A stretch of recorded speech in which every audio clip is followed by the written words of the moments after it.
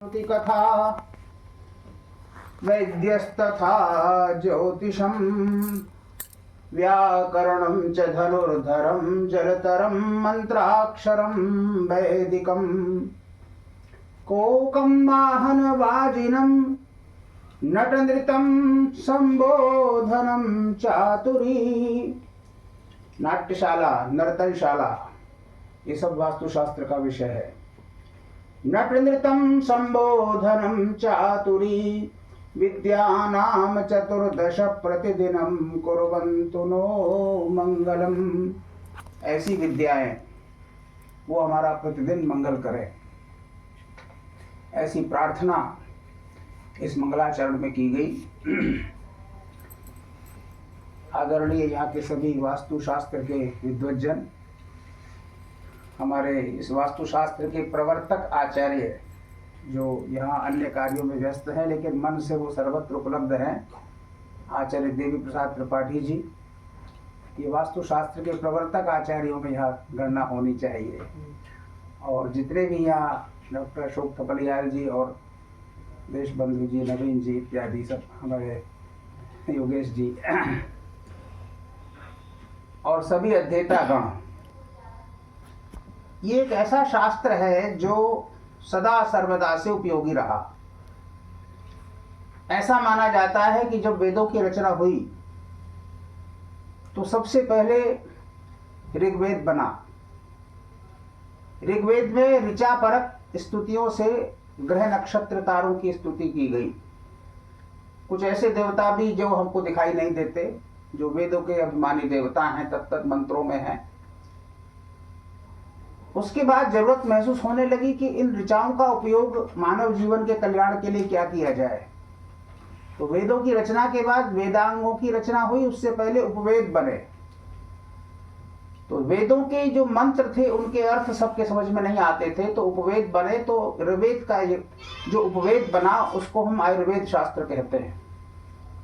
आयुर्वेद शास्त्र में मनुष्य के स्वास्थ्य का चिंतन, दीर्घायुष्य का चिंतन किया गया। उसके बाद यजुर्वेद की रचना हुई, जिसमें यजन क्रिया परक वेद के मंत्रों का अनुसंधान ऋषि मुनियों ने किया और विभिन्न यज्ञों के द्वारा मनुष्य के विभिन्न इष्ट प्राप्ति, अनिष्ट परिहार की दिशा में ऋषियों ने काम करना प्रारंभ किया।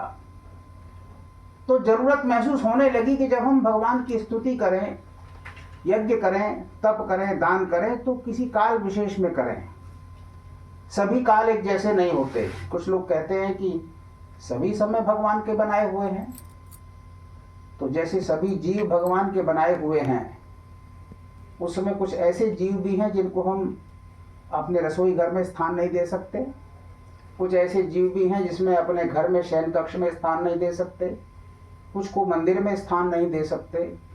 सबकी अपनी अपनी मर्यादा है। तो उसी प्रकार से जब यजन क्रिया पर यजुर्वेद का अध्ययन हुआ तो यज्ञों की संरचनाएं होने लगी। तो आवश्यकता महसूस हुई कि भाई ऋग्वेद के बाद यजुर्वेद जो हम बना रहे हैं, तो इसका विशेष रूप से उपयोग क्या किया जाए मानव कल्याण के लिए, मानव की सुरक्षा के लिए। तो एक धनुर्वेद नाम का उपवेद बना। जैसे आज की कोई भी विज्ञान की शाखा का अध्ययन सीधे सीधे युद्ध के अनुसंधान पे चला जाता है, चाहे वो कोरोना का मेडिकल साइंस का अध्ययन हो, कहते हैं ये भी एक वेपन था, ये भी एक परीक्षण था। महाभारत काल में हम अनुभव करते हैं कि एक ही बाण से पूरे युद्ध को समाप्त करने की क्षमता जिस बर्बरीक के पास थी, शायद उस पर भी कोई ऐसा वेपन था जो किसी को न छोड़ेगा। उसका प्रयोग एक वृक्ष के पत्रों पर किया गया और भगवान कृष्ण ने भी जब देखा कि जिन पत्रों की रक्षा के लिए मैंने उन पर पैर रखा था उनमें भी छेद हो गया, तो ये तो पूरी सेना का विनाश करने की क्षमता रखता है एक ही अस्त्र के द्वारा। उस अस्त्र को प्रयोग करने की अनुमति भगवान कृष्ण ने नहीं दी और उसका शीश काट करके मांग लिया और उसको अजर अमर कर दिया। ऐसे बहुत सारे उदाहरण मिलते हैं। तो यजन क्रिया परक जब धनुर्वेद बन गया, यजुर्वेद का उपवेद बन गया, फिर बाद में चर्चा हुई कि भाई युद्ध के बाद तो शांति आती है, युद्ध के कितने भी अस्त्र शस्त्र बने, तो उसके बाद एक ऐसे वेद की इजाद होने लगी जो मनुष्य के मन को शांत करता था, जिसका नाम सामवेद रखा गया। और सामवेद की रचना को गांधर्व वेद के रूप में, उपवेद के रूप में मान्यता मिली बाद में, जिसमें नृत्य, संगीत, शास्त्र और मन को सुकून देने वाले संगीत का प्रयोजन आचार्यों ने किया। सब हो गया कि भाई ऋचाओं से ऋषियों ने ज्ञान भी किया, आयुर्वेद भी आया, लेकिन उसके बाद चर्चा हुई कि भाई ये जो संसार है इसमें कुछ रहने के लिए स्थान भी बनने चाहिए, अच्छा भौतिक विलासिता के साधन भी बनने चाहिए। जब मनुष्य स्वस्थ रहता है तो बहुत कुछ चाहता है, जब अस्वस्थ होता है तो उसको बस संसार में अपना परब्रह्म नजर आता है और जबरदस्ती मन को भगवान की तरफ लगाने की चेष्टा करता है। तो एक ऐसे ये वेद की रचना हुई जिसका नाम अथर्ववेद रखा गया, और उसमें बहुत सारे ऐसे प्रयोग हुए। कहने वाले कहते हैं कि उसमें जब अध्ययन करते हैं तो उसमें मारण, मोहन, उच्चाटन, विद्वेषण, वशीकरण इत्यादि मंत्र भी हैं।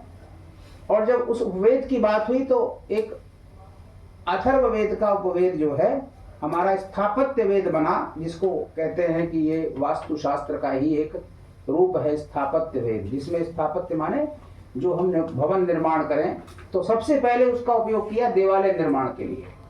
बड़े बड़े देवालय बने, बड़े बड़े। तो इस प्रकार से वैदिक चिंतन जब होने लगा तो ज्योतिष शास्त्र के आदि वेद के अंग भी बने। वेद का काल निर्धारण करने के लिए वेदास्तावत यज्ञ कर्म प्रवृत्ता, लोगों को प्रचलन हो गया कि वेद का मतलब है कि लोग यज्ञ करें और कराएं।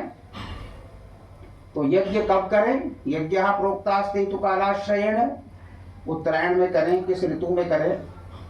संवत्सर पर्यंत चलने वाले यज्ञ भी हुआ करते थे जो एक सांवत्सरेष्टि कहलाते थे। तो तपोवन बनने लगे, यज्ञशालाएं बनने लगी, गुरुओं के आश्रम बनने लगे और उसमें लोगों का चिंतन प्रारंभ हुआ। हजारों लाखों वर्षों का समय इस कार्य में लगता रहा। वेद, वेदांग, उपवेद इत्यादि निर्माण होते रहे। उसके बाद बहुत दूर न जाकर के हम सतयुग, त्रेता, द्वापर, कलयुग की बात न करते हुए जब 5000 वर्ष पहले व्यास जी के समय में आते हैं तो पुराणों की रचना का भी समय आया। उस पुराणों में भी बहुत सारे ग्रंथ बने जिसमें वास्तुशास्त्र को स्थान मिलने लगा। वेद के अंगों में ज्योतिष शास्त्र ने भी अपने यहाँ वास्तुशास्त्र के ग्रंथ बनाने प्रारंभ किए और वास्तु को एक वास्तु विद्या नाम से 5वीं शताब्दी में वराहमिहिर ने अपने बृहद संहिता में उत्तरार्ध के प्रथम अध्याय के रूप में स्थान दिया, वास्तु विद्या। तो उसमें भी उन्होंने लिखा कि भगवान ब्रह्मा से लेकर के क्रम से परंपरा से ये शास्त्र आया और इसको हमने प्रणयन किया। तो वास्तु विद्या जब बनी तो वास्तु विद्या के 3 पक्ष लोगों के सामने आए। हमारा कोई भी शास्त्र अगर हम उसको विज्ञान कहेंगे तो हमें 3 पक्षों से उसकी व्याख्या करनी पड़ेगी और उसको समझना पड़ेगा। पहला है आध्यात्मिक उन्नति के लिए उसका आध्यात्मिक पक्ष, उसको अध्यात्म का विज्ञान भी हम कह सकते हैं। दूसरा है आधिदैविक पक्ष जो उसका देवों से संबंध स्थापित करता है, चाहे वो ज्योतिष शास्त्र के तिथि, नक्षत्र, योग, कर्ण हो, काल का कोई भी अंग हो। इसीलिए जब हम मूर्त चिंतामणि या मूर्त ग्रंथ पढ़ते हैं तो तिथियों के स्वामी बताए गए वहां। तिथिशा वन्यको गौरी गणेशो हिर्गुहो रवि शिवो दुर्गांतको विश्वे हरि कामे शिवय शशि। ऐसे नक्षत्रों के, नक्षत्र प्रकरण में नक्षत्रों के नासत्याम तक इत्यादि बताए गए। तो ये एक आधिदैविक पक्ष जैसे ज्योतिष शास्त्र का बना वैसे ही वास्तु शास्त्र का भी एक आधिदैविक पक्ष बना, जिसमें एक वास्तु शास्त्र में एक राक्षस की उत्पत्ति होती है और शिव जी के पसीने से वो असुर बनता है। अब उसमें शिव तत्व क्या है और उनका स्वेद क्या है, और भर्ग के ललाट से वो स्वेद उत्पन्न हुआ, उससे वो असुर बन गया और वो पूरी सृष्टि को समाप्त करने की दृष्टि से चारों तरफ दौड़ने लगा। तो सारे देवता उस पर बैठ गए, उसे उल्टा ला करके भूमि पर डाल दिया और जहां जहां वो देवता बैठ गए वहां वहां उन 45 देवताओं का, शिक्षादि देवों का स्थान बन गया। ये एक बड़ी प्रतीकात्मक भाषा की बात है जो अभी मेरा विषय नहीं है, आज इस पर चर्चा कम करूंगा। तो वो जब देवता उस पर बैठ गए तो इसका मतलब ये है कि उसने कहा कि मुझे भोजन कहाँ से मिलेगा, व्यवस्था कहाँ से होगी।